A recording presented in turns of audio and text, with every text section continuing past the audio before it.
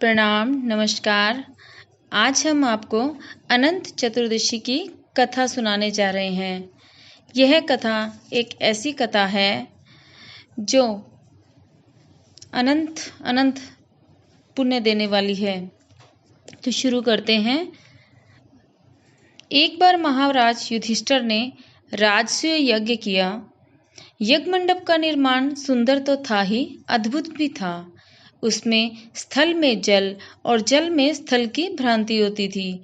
यज्ञ मंडप की शोभा निहारते निहारते दुर्योधन एक जगह को स्थल समझकर कुंड में गिर गया।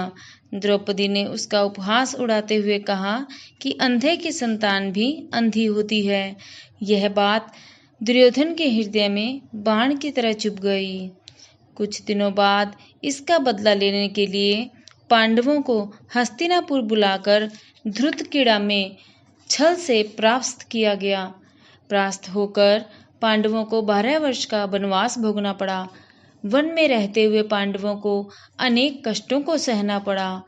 एक दिन वन में युधिष्ठिर से मिलने भगवान श्री कृष्ण आए। युधिष्ठिर ने उनसे सब वृतांत कह सुनाया और उसे दूर करने का उपाय पूछा। तब श्री कृष्ण ने उन्हें भगवान अनंत का व्रत करने को कहा और बोले, इससे तुम्हारा खोया हुआ राज्य फिर प्राप्त हो जाएगा। इसके बाद श्री कृष्ण ने युधिष्ठिर को एक कथा सुनाई। प्राचीन काल में सुमंत नाम के ब्राह्मण के एक सुशीला नाम की कन्या थी। बड़ी होने पर ब्राह्मण ने सुशीला का विवाह कौंडिल्य ऋषि से कर दिया। कौंडिल्य ऋषि सुशीला को लेकर अपने आश्रम को चल दिए। रास्ते में रात होने पर वे नदी तट पर संध्या करने लगे। सुशीला ने वहां पर बहुत सी स्त्रियों को किसी देवता की पूजा करते देखा।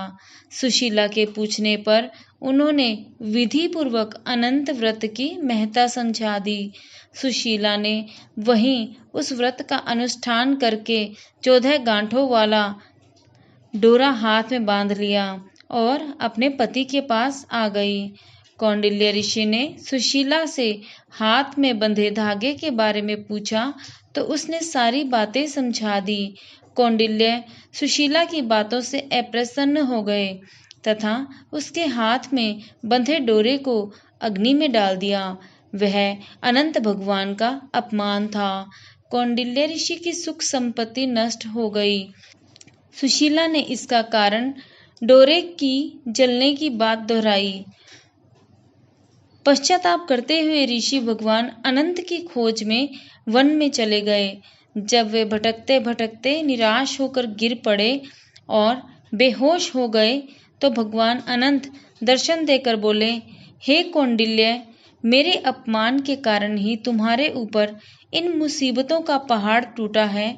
तुम्हारे पश्चाताप के कारण मैं प्रसन्न हूँ। आश्रम जाकर 14 वर्ष तक विधि विधान पूर्वक अनंत व्रत करो, तुम्हारे सारे कष्ट दूर हो जाएंगे। कौंडिल्य ने वैसा ही किया। उन्हें सारे कष्टों से मुक्ति मिल गई। अब श्री कृष्ण की आज्ञा मानकर युधिष्ठिर ने अनंत भगवान का व्रत किया, जिसके प्रभाव से पांडवों को महाभारत युद्ध में विजय प्राप्त हुई। जय अनंत भगवान की। धन्यवाद।